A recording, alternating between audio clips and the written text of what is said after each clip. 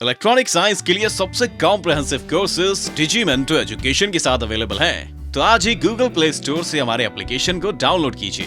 Link description में दिया गया है। डिजीमेंटो एजुकेशन एनटीए, यूजीसी, नेट और गेट की परीक्षा की तैयारी करने के लिए इंडिया का सबसे अच्छा प्लेटफॉर्म है। Study any time, study anywhere. Hello students, in the last video we have completed theory of half wave rectifier.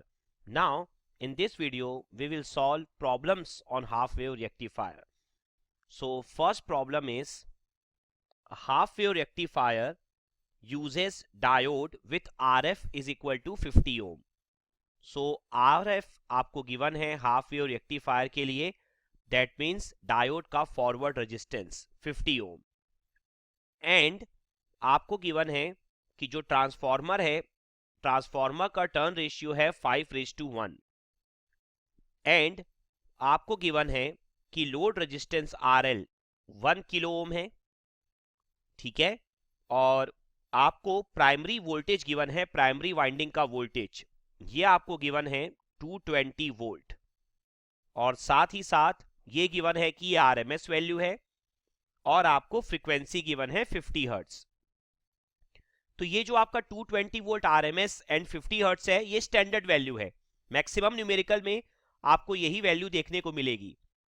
तो बेसिकली आपसे क्वेश्चन यहां पर क्या क्या पूछा है, आपसे फर्स्ट क्वेश्चन पूछा है DC output voltage, second question आपसे पूछा है डीसी आउटपुट करंट, ठीक है। थर्ड क्वेश्चन आपसे यहां पर पूछा है DC diode voltage, then fourth question DC diode current, then next question आपसे यहां पर पूछा है AC output voltage and next question AC output current.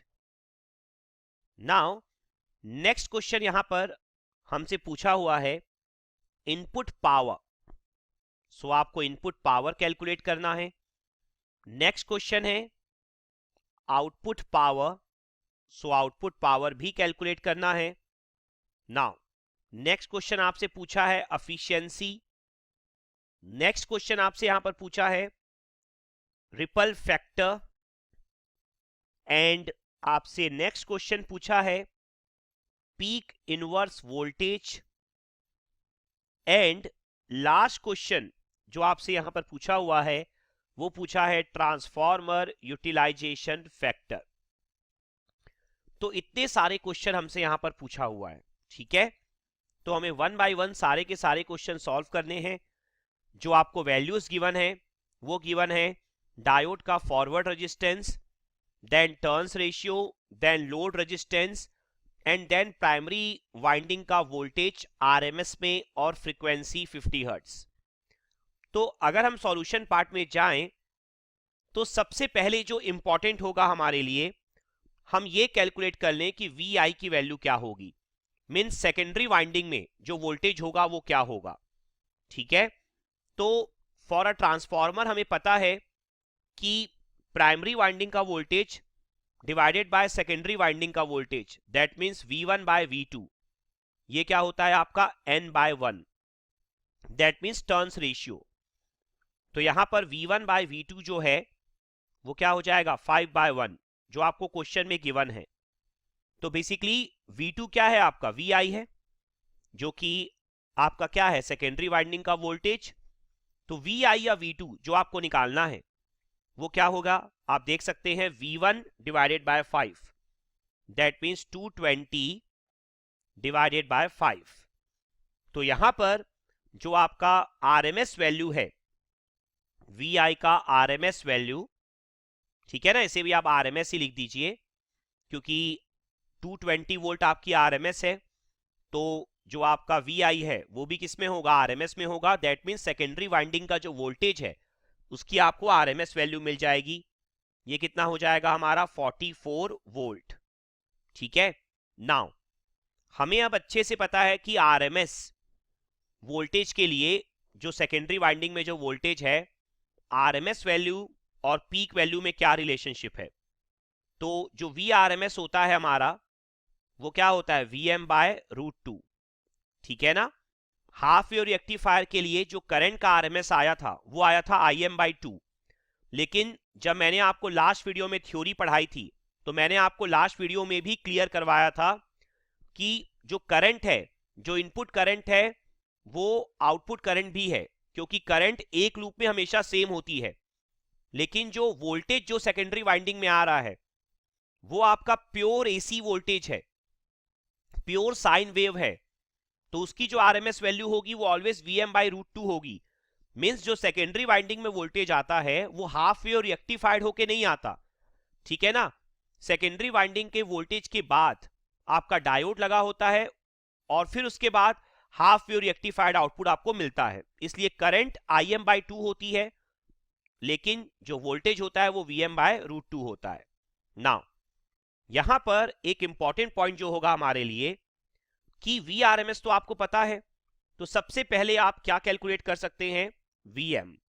तो ये जो पूरा सिनारियो था VRMS लिखने का वो सिर्फ इसलिए था जिससे कि हम VM कैलकुलेट कर पाए, क्योंकि हमारे मैक्सिमम फॉर्मूले VM और IM पर डिपेंड करते हैं।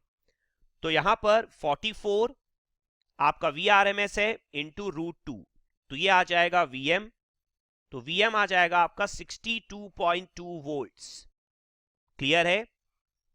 और हमने थ्योरी में स्टडी किया हुआ है कि IM जो होता है आपका वो होता है VM/RF + RL, तो यहां पर आपको IM भी मिल जाएगा 62.2 डिवाइडेड बाय RF। RF आप देख सकते हैं 50 ओम है, RL आपका 1 किलो ओम है, ठीक है।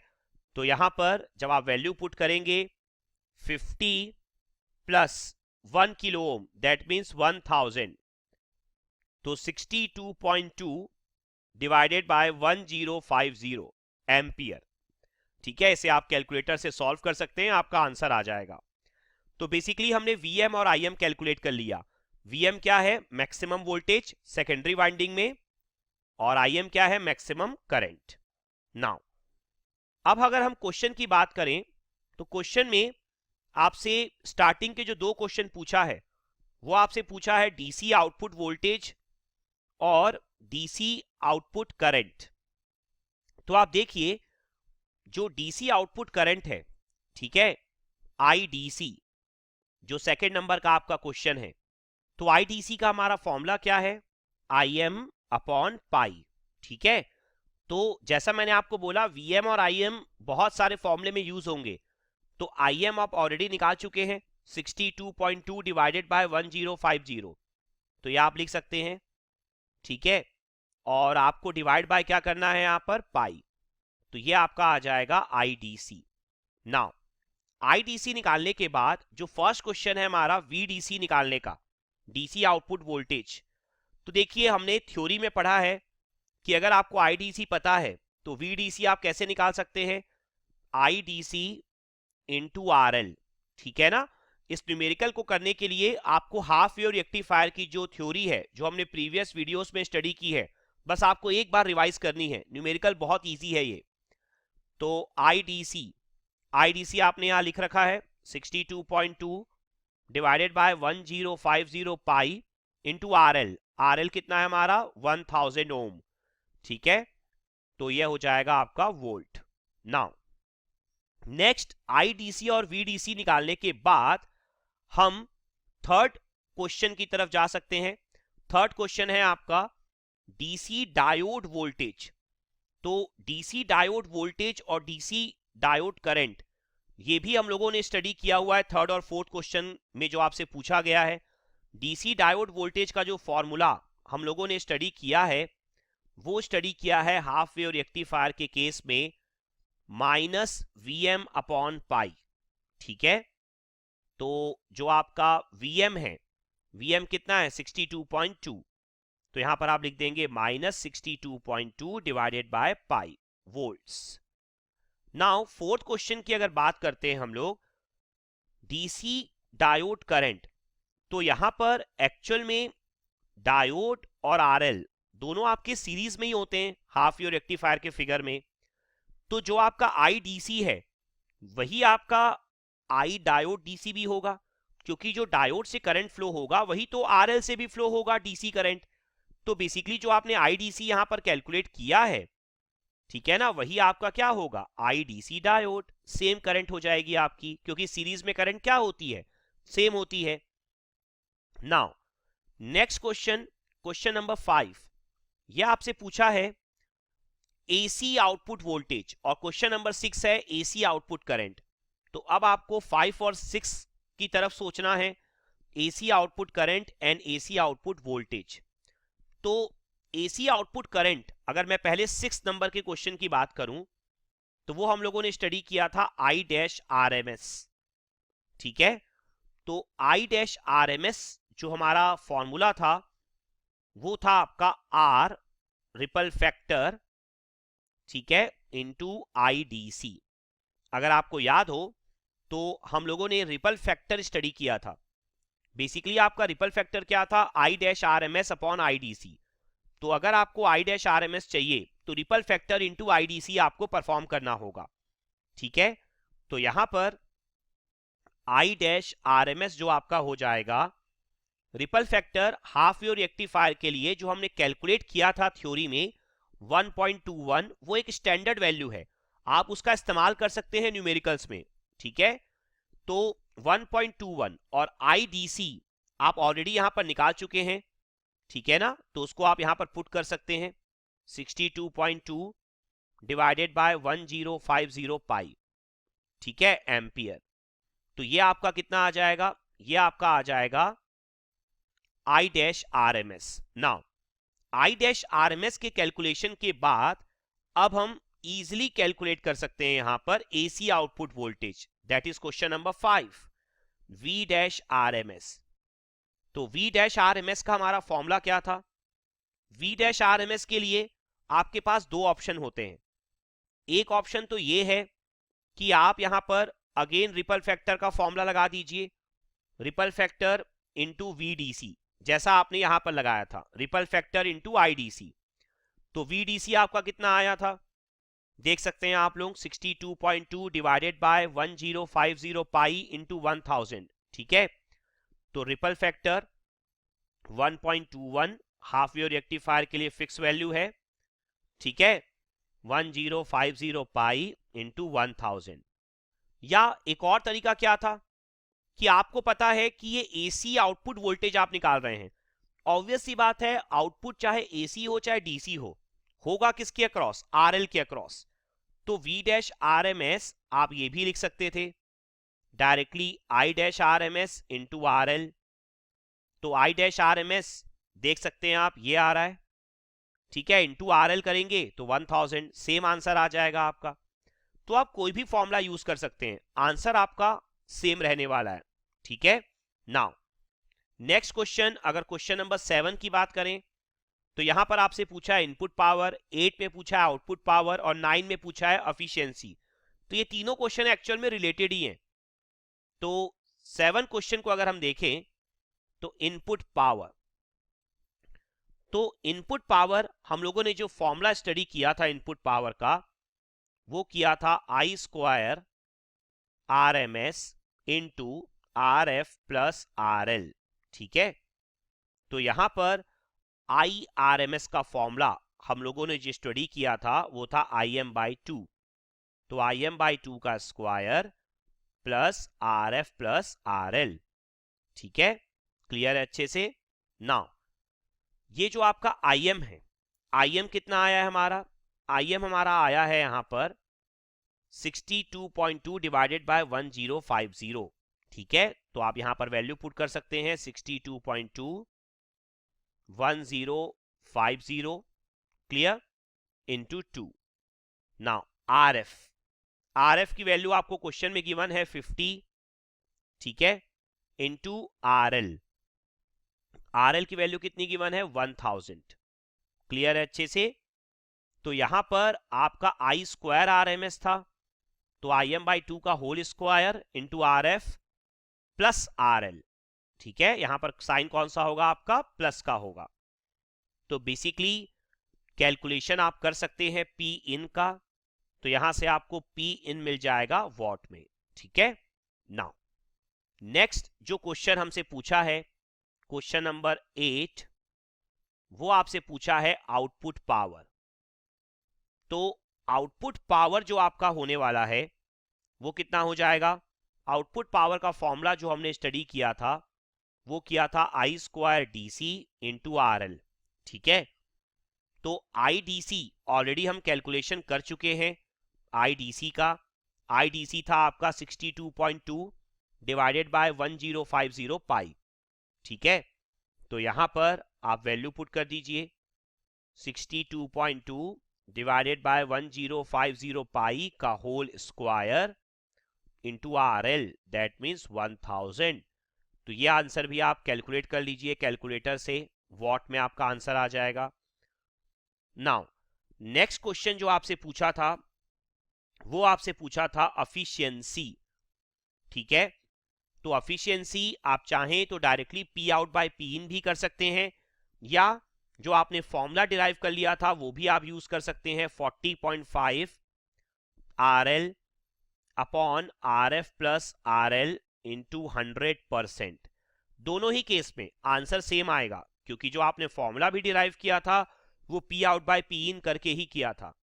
तो 40.5 इंटू 1000 डिवाइडेड बाय 1050।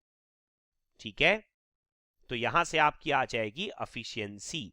आप देख सकते हैं क्लियरली कि जो एफिशिएंसी है वो 40.5 से थोड़ी लेस ही आएगी। क्यों?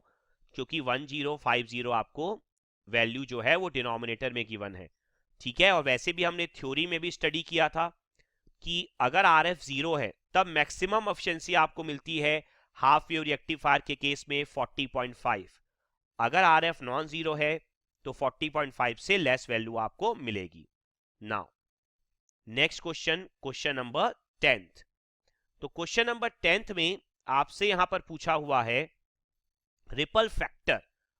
तो रिपल फैक्टर एक्चुअल में आपको कैलकुलेट करने की जरूरत नहीं है। रिपल फैक्टर आप ऑलरेडी जानते हैं कि रिपल फैक्टर यहां पर कितना होगा, 1.21 ही होगा। ये एक स्टैंडर्ड वैल्यू है। ठीक है, तो हमेशा आंसर हाफ वेव रेक्टिफायर के लिए रिपल फैक्टर का 1.21 ही होने वाला है। Now next point, point number 11। तो पॉइंट नंबर 11 में आपसे पूछा है पीआईवी, पीक इनवर्स वोल्टेज, और पॉइंट नंबर 12 में पूछा है ट्रांसफॉर्मर यूटिलाइजेशन फैक्टर। ठीक है, तो पीआईवी का जो फॉर्मूला हम लोगों ने स्टडी किया था वो किया था वीएम। ठीक है, पीआईवी क्या था आपका, डायोड के अक्रॉस रिवर्स बायस में जो मैक्सिमम वोल्टेज हो सकता है वो क्या था आपका पीआईवी। तो उसकी वैल्यू फिक्स है आपकी वीएम पर। तो वीएम आप देख सकते हैं, वीएम ऑलरेडी आप कैलकुलेट कर चुके हैं। तो वीएम जो आपने कैलकुलेट किया था वो था 62.2। तो यहां पर आप लिख सकते हैं PIV 62.2 volts. Clear? Now last question जो आपसे पूछा है टीयूएफ, ट्रांसफॉर्मर यूटिलाइजेशन फैक्टर, जिसका डेरिवेशन हम लोगों ने ऑलरेडी कर रखा है थ्योरी में। आप देख सकते हैं formula 0.286 into R L upon R F plus are L. ठीक है, तो यहां पर जब आप वैल्यूज पुट कर देंगे तो 0.286 इंटू 1000 डिवाइडेड बाय 50 प्लस 1000। तो TUF का जो आंसर है आपका 0.286 इंटू 1000 डिवाइडेड बाय 1050। तो आपको फिर से क्लियर होगा कि यहां पर जो TUF है आपका वो 0.286 से थोड़ा लेस ही आएगा। ठीक है ना, क्योंकि डिवाइड में आपका 1050 है और मल्टीप्लाई में क्या है 1000। क्लियर? तो ये आपका एक क्वेश्चन था हाफ वेव रेक्टिफायर के ऊपर। आई होप आपको क्लियर होगा। आपको बस थ्योरी रिवाइज कर लेनी है, क्वेश्चन बहुत इजी आते हैं इस टॉपिक में से। ठीक है, तो आज की वीडियो में इतना ही। अगर किसी भी क्वेश्चन में या किसी भी पॉइंट में कोई डाउट हो तो आप कमेंट सेक्शन में पोस्ट कर सकते हैं या आप हमें मेल कर सकते हैं। Thank you.